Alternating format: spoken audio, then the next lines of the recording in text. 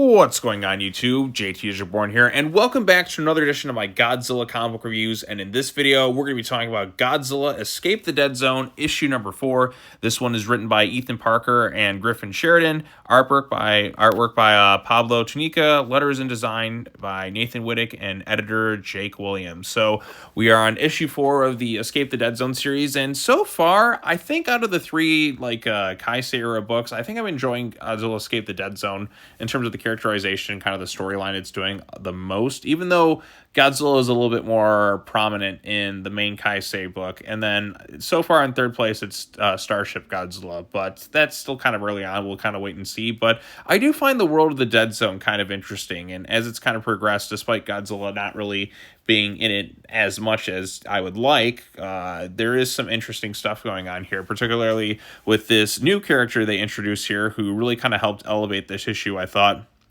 with the this girl named Sherry, who's a big comic book kind of nerdy girl. She gets picked on by a bunch of people, and at one point she kind of yells at them, but then she kind of looks behind her and is like, oh, Godzilla. So she sees Godzilla, who kind of scared these people off, and unlike most people who would run, she falls in love with Godzilla. That's right, this 13-year-old girl is now fully in love with Godzilla, and so much so that she leaves her family life behind to go travel to the Deadzone on her own and try to find him. And she also wants to become Mrs. Godzilla. It's very bizarre stuff, but it's kids.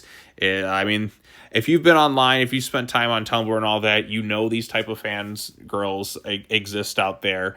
But it is kind of funny in some regards. So that's like an interesting take on it. But we also left off with the Wanderer and the two little kids who are in this thing. We had Glass Eater and Runt, the names they named for themselves. They have a bit of a familial bond. They're starting to grow a little bit dehydrated until water starts kind of emerging. But it's not really waters. That little girl from earlier has grown to giant size as a result of being exposed to like volatile Kai-Sei energy. So now she's a giant. This is also where the Wanderer in that learns that the outside world doesn't know that they exist within the Deadzone. They think they basically abandoned these people to this world. Also, one big kind of reveal right here, too, is that a lot of the Godzilla movies that we've seen and grew up on are actually movies within this world. In fact, if you look right here, the fucking Matthew Broderick Godzilla movie, like I have that same DVD. That is the exact same thing. I have a DVD of that. There's the 1954 poster. I have that copy of that poster too. And if you look right up there, Godzilla versus Gigan right there. I used to have the VHS cover of that too. So yes, Godzilla movies exist within this thing. Like this girl grew super obsessed.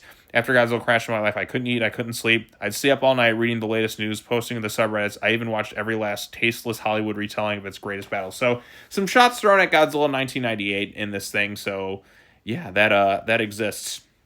But yeah, she decided, I'm done with my family. I'm going to go into the Deadzone. I'll be back soon. And it's been several months in exposure to the Kai-Sei energy. I mean, this girl is like very quirky and kind of weird, but she does make for kind of a fun, interesting character to start. Like she's going in here just to meet her hero, Godzilla. It kind of makes me think back to Godzilla's Revenge with Ichiro and how like he would just daydream about being friends with Minya and, you know, just hanging out with Godzilla in general. So she's there. She's been kind of lonely. She doesn't have really companions or anything like that. She's been looking for Godzilla, and she would kind of hope that he would notice them, but she's like, okay, let's go kind of crash for a little bit. I'll tell you about my story and all that. And she kind of does so, but as they start to form a bit of their bond right there, and also her clothes in that apparently grew to giant size as a result of Kai-Sei energy too, so that's a thing.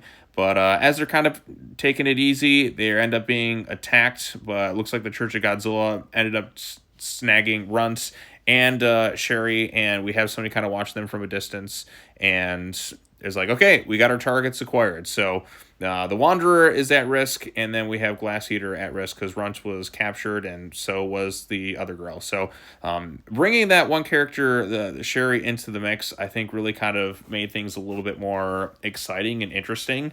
This girl who wants to literally marry Godzilla. I mean, she even talks about being on the subreddits and all that too. I mean, I've seen this type of behavior online before, so it's interesting to see that kind of mingled into a Godzilla comic book.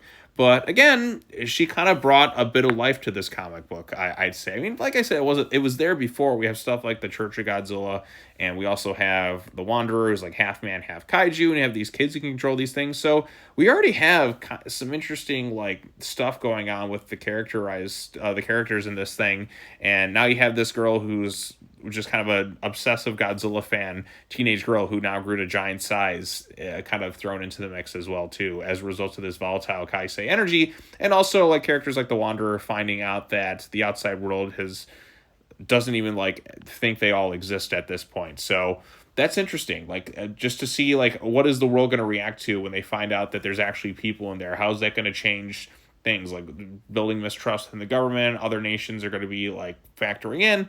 What's that going to be like when the truth of the Deadzone is kind of exposed to the rest of the world? So, because it has been cut off. So, but I think that revelation will be kind of interesting to everyone else. Like, how are people going to react? Like, wow, there's been people in there this whole time. We've really abandoned them and all this other stuff. Let's take back the planet. So it's setting the stage for some interesting, like, storylines that we can go in. And to be honest, I think so far, out of the three, like, Kai-Sei Era books, I find the Deadzone the most interesting so far. Because the other one was just kind of heroes, and yeah, I get a little bit more Godzilla in that too. But I think the world building has been the most interesting in Escape the Deadzone. Because Starship Godzilla, we only had like 1 or 2 issues of that so far. I gotta give that a little bit more time. Just feels like a bit of a space adventure, you know, kind of stuff we've seen before. But here we have obsessed Reddit Godzilla fan turns into a giant herself. We have a half man, half kaiju. We have kids who can control kaijus in some ways.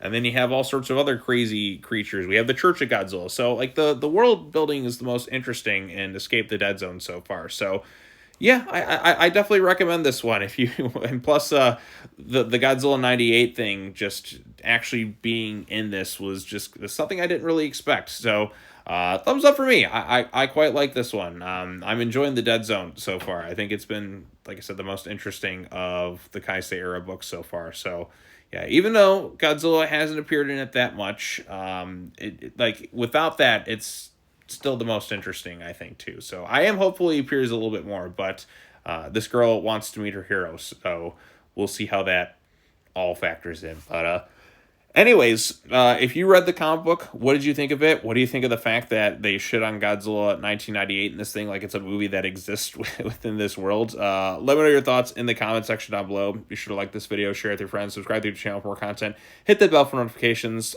all the other fun stuff, and I'll see you all in the next video. That should be it for the Godzilla comic books. So, also, now that I think about it, this is technically the first appearance of Matthew Broderick in a Godzilla thing since '98, unless you count this series. So, it's a pretty big revelation. So, all right, well, that's all I have to say. As always, take care now. Bye-bye then, and I will see you all in the next video. Peace out.